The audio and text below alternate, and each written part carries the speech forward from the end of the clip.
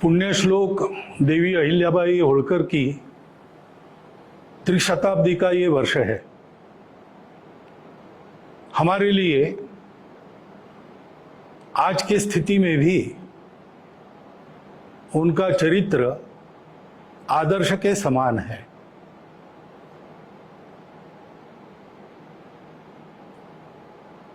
दुर्भाग्य से उनको वैधव्य प्राप्त हुआ, लेकिन एक अकेली महिला होने के बाद भी अपने बड़े राज्य को केवल संभालना नहीं, बड़ा करना, और केवल राज्य को बड़ा नहीं करना तो उसको सुराज्य के नाते उसका कार्यवहन करना। राज्यकर्ता कैसा हो इसका आदर्श वे है। उनके नाम के पीछे पुण्यश्लोक यह शब्द है।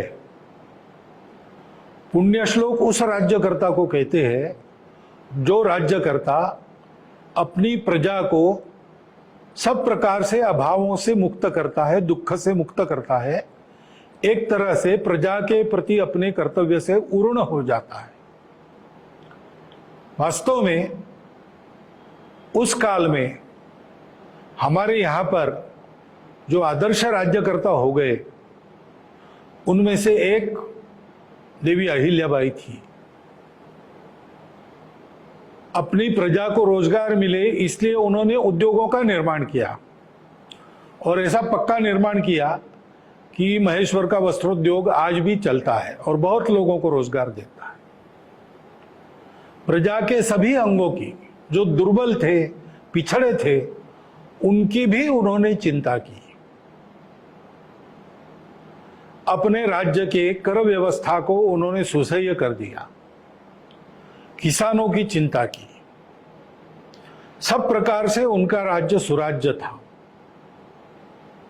प्रजा की माता के जैसी चिंता करने वाली राज्यकर्ता इस नाते उनको देवी अहिल्याबाई यह विधान उसी समय प्राप्त हुआ होगा, क्योंकि अपने बचपन से हम उनका नाम सुनते हैं तो केवल अहिल्याबाई होळकर ऐसा नहीं सुनते, देवी अहिल्याबाई होळकर ऐसा सुनते। तो ऐसी पुण्यश्लोक देवी अहिल्याबाई होळकर महिलाओं के कर्तृत्व की, क्षमता की प्रतीक है।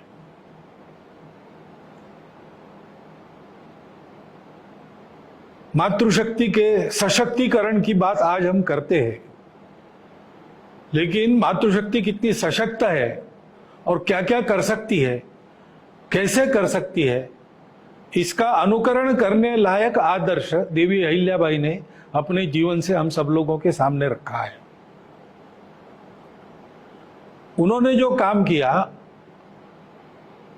वो अनेक प्रकार से विशेष है। राज्य को उन्होंने कुशलता पूर्वक चलाया। उस समय सभी राज्यकर्ताओं से उनके संबंध मित्रता के थे। इतना ही नहीं तो आसपास के सभी राज्यकर्ता भी उनको देवी स्वरूपा मानते थे। इतनी श्रद्धा और आदर उनके बारे में समकालीन राज्यकर्ताओं में था। राज्य पर कोई आक्रमण न हो इसलिए समर नीति की जानकार ऐसे भी उनको जाना जाता है। बड़ी सेना लेकर राघोबा दादा आए थे, लेकिन उन्होंने अपने नीति से और बिना संघर्ष के उस आपत्ति का निवारण कर दिया। ऐसी कुशल प्रशासक, उत्तम राज्यकर्ता, सामरिक और राजनयिक कर्तव्यों में माहिर, इस प्रकार की राज्यकर्ता थी। और केवल अपने राज्य की उन्होंने चिंता नहीं की, पूरे देश की चिंता की। अपने देश के संस्कृति का जो आधार है उसको पुष्ट करने के लिए देश में अनेक स्थानों पर उन्होंने मंदिर बनवाए। स्वयं वो राज्य करती थी, वो भी अपने को राजा नहीं मानती थी। श्री शंकर कृपे करून ऐसा वो लिखती थी।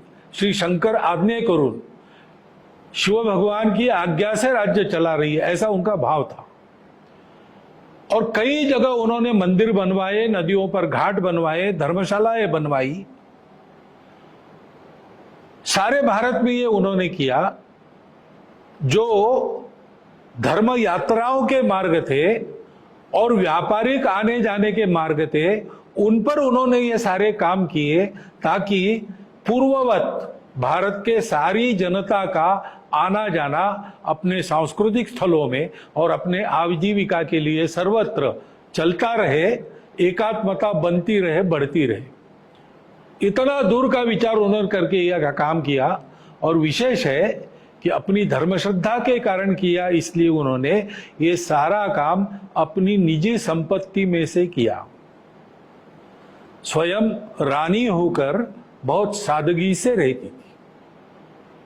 इस प्रकार प्रजा का पालन, राज्य का संचालन, राज्य की सुरक्षा, देश की एकात्मता, अखंडता, सामाजिक समरसता, सुशीलता और सादगी, इनका आदर्श रखने वाली एक महिला राज्यकर्ता, आदर्श महिला।